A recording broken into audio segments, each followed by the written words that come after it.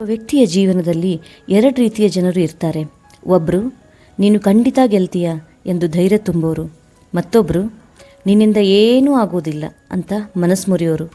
ಆದರೆ ಸ್ನೇಹಿತರೆ, ನಮ್ಮ ಭವಿಷ್ಯವನ್ನು ನಿರ್ಧರಿಸೋದು ಅವರ ಮಾತಲ್ಲ, ನಮ್ಮ ನಿರ್ಧಾರ.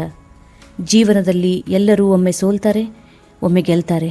ಕೆಲವೊಬ್ಬರು ವ್ಯವಹಾರದಲ್ಲಿ ಸೋಲ್ತಾರೆ, ಉದ್ಯೋಗದಲ್ಲೂ ಸೋಲ್ತಾರೆ, ಸಂಬಂಧಗಳಲ್ಲಂತೂ ಸೋತು ಸುಣ್ಣವಾಗಿ ಬಿಡ್ತಾರೆ. ಕೆಲವೊಮ್ಮೆ ತಮ್ಮ ಮೇಲಿನ ನಂಬಿಕೆಯನ್ನೇ ಕಳೆದುಕೊಳ್ತಾರೆ. ಆದರೆ ನೆನಪಿಡಿ, ಸೋಲು ಎಂದರೆ ಅಂತ್ಯವಲ್ಲ. ಸೋಲು ಎಂದರೆ ದೇವರು ನಮಗೆ ನೀಡುವ ಹೊಸ ಪಾಠ, ಒಂದು ಹೊಸ ಆರಂಭ. ಯಶಸ್ಸು ಸಾಧಿಸಿದ ಪ್ರತಿಯೊಬ್ಬರ ಜೀವನವನ್ನೂ ನೋಡಿ. ಅವರ ಹಿಂದೆ ನೂರಾರು ಸೋಲುಗಳಿರ್ತವೆ, ನೂರಾರು ಅವಮಾನಗಳಿರ್ತವೆ, ನೂರಾರು ಕಣ್ಣೀರು ಇರ್ತದೆ. ಆದರೆ ಅವರು ಎಂದಿಗೂ ನಿಲ್ಲೋದಿಲ್ಲ, ಅವರಿಗೆ ಎಂದಿಗೂ ಕೈ ಚೆಲ್ಲೋದಿಲ್ಲ.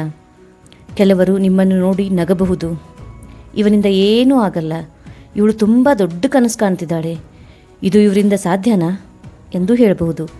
ಅವರ ಮಾತುಗಳನ್ನು ಕೇಳಿ ನಿಮ್ಮ ಕನಸುಗಳನ್ನು ಬಿಟ್ಟು ಕೊಡಬೇಡಿ. ಯಾಕೆಂದರೆ ಇಂದು ನಿಮ್ಮನ್ನು ನೋಡಿ ನಗುವವರೇ ನಾಳೆ ನಿಮ್ಮ ಯಶಸ್ಸಿಗೆ ಚಪ್ಪಾಳೆ ತಟ್ಟೋ ಕಾಲ ಬಂದೇ ಬರುತ್ತೆ. ಒಂದು ವಿಷಯ ನೆನಪಿಡಿ, ಪ್ರತೀಕಾರವೆಂದರೆ ಜಗಳವಲ್ಲ, ಪ್ರತೀಕಾರವೆಂದರೆ ಸಾಧನೆ. ಹೌದು, ಪ್ರತೀಕಾರವೆಂದರೆ ಸಾಧನೆ. ನಮ್ಮನ್ನು ಅವಮಾನಿಸಿದವರಿಗೆ ಮಾತಿನಿಂದ ಉತ್ತರ ಕೊಡುವ ಅಗತ್ಯವಿಲ್ಲ. ನಮ್ಮ ಸಾಧನೆಯೇ ಉತ್ತರವಾಗಲಿ, ನಮ್ಮ ಯಶಸ್ಸೇ ಮಾತನಾಡಲಿ. ಒಮ್ಮೆ ನಿಮ್ಮನ್ನು ನಿರಾಕರಿಸಿದವರ ಮುಂದೆ ಗರ್ವದಿಂದಲ್ಲ, ಸ್ವಾಭಿಮಾನದಿಂದ ತಲೆ ಎತ್ತಿ ನಿಲ್ಲಿ. ಅದೇ ನಿಜವಾದ ಗೆಲುವು. ಮೌನ ಕೆಲವರಿಗೆ ಅದು ದುರ್ಬಲತೆ ಎಂದು ಕಾಣಬಹುದು, ಆದರೆ ನಿಜವಾದ ಮೌನ ಒಂದು ಬಿರುಗಾಳಿಯ ಮುಂಚಿನ ಶಾಂತಿ. ಹಣ್ಣುಗಳಿಂದ ತುಂಬಿದ ಮರವೇ ಬಾಗುತ್ತದೆ, ಖಾಲಿ ಮರ ಮಾತ್ರ ನೇರವಾಗಿ ನಿಂತಿರ್ತದೆ.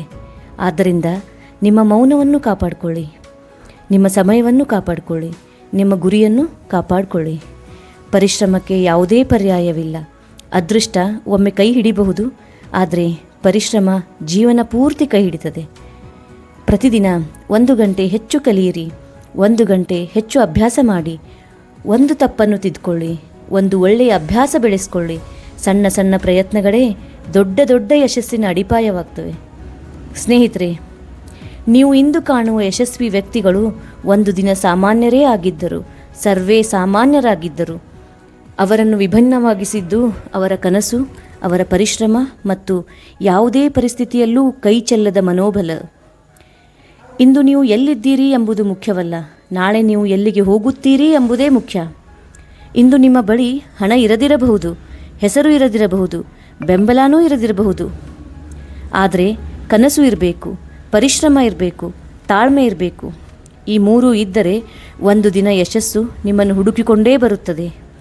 ಆದ್ದರಿಂದ ಯಾರನ್ನು ನೋಡಿ ಅಸೂಯೆ ಪಡಬೇಡಿ, ಯಾರನ್ನು ದ್ವೇಷಿಸೋಕೂ ಹೋಗಬೇಡಿ, ಯಾರೊಂದಿಗೂ ಸ್ಪರ್ಧೆ ಅಂತೂ ಮಾಡಲೇಬೇಡಿ. ನಿನ್ನೆ ಇದ್ದ ನಿಮ್ಮೊಂದಿಗೆ ಮಾತ್ರ ಸ್ಪರ್ಧೆ ಮಾಡಿ. ಪ್ರತಿದಿನ ನಿಮ್ಮನ್ನು ನೀವು ಉತ್ತಮಗೊಳಿಸಿಕೊಳ್ಳಿ. ನೆನಪಿಡಿ, ಸೋತ ಜಾಗದಲ್ಲೇ ಗೆಲ್ಲಬೇಕು, ಅವಮಾನಿಸಿದವರ ಮುಂದೆನೇ ತಲೆ ಎತ್ತಿ ಬದುಕಬೇಕು. ನಮ್ಮ ಮೌನವೇ ನಮ್ಮ ಶಕ್ತಿಯಾಗಬೇಕು, ನಮ್ಮ ಪರಿಶ್ರಮವೇ ನಮ್ಮ ಆಯುಧವಾಗಬೇಕು, ಸಾಧನೆಯ ಶಿಖರವೇ ನಮ್ಮ ಸ್ವಾಭಿಮಾನಕ್ಕೆ ಸತ್ಯವಾದ ಉತ್ತರವಾಗಬೇಕು. ಇಂದು ನಿಮ್ಮನ್ನು ಯಾರೂ ಗುರುತಿಸಬಹುದು, ಆದರೆ ನೀವು ನಿಮ್ಮ ಗುರಿಯ ಕಡೆ ನಡೆಯುತ್ತೀರಿ. ಒಂದು ದಿನ ನಿಮ್ಮ ಹೆಸರು, ನಿಮ್ಮ ಕೆಲಸ, ನಿಮ್ಮ ಸಾಧನೆ, ನಿಮ್ಮ ವ್ಯಕ್ತಿತ್ವ ಇಡೀ ಜಗತ್ತೇ ಗುರುತಿಸುತ್ತದೆ. ಕನಸು ಕಾಣಿ, ಕನಸಿಗಾಗಿ ಶ್ರಮಿಸಿ, ಶ್ರಮವನ್ನು ಎಂದಿಗೂ ನಿಲ್ಲಿಸಬೇಡಿ. ಏಕೆಂದರೆ ಕನಸು ಯಾರಪ್ಪನ ಮನೆಯೂ ಸ್ವತ್ತಲ್ಲ, ಅದನ್ನು ನನಸಾಗಿಸುವ ಧೈರ್ಯವಿರುವ ಪ್ರತಿಯೊಬ್ಬರ ಹಕ್ಕು. ಧನ್ಯವಾದಗಳು.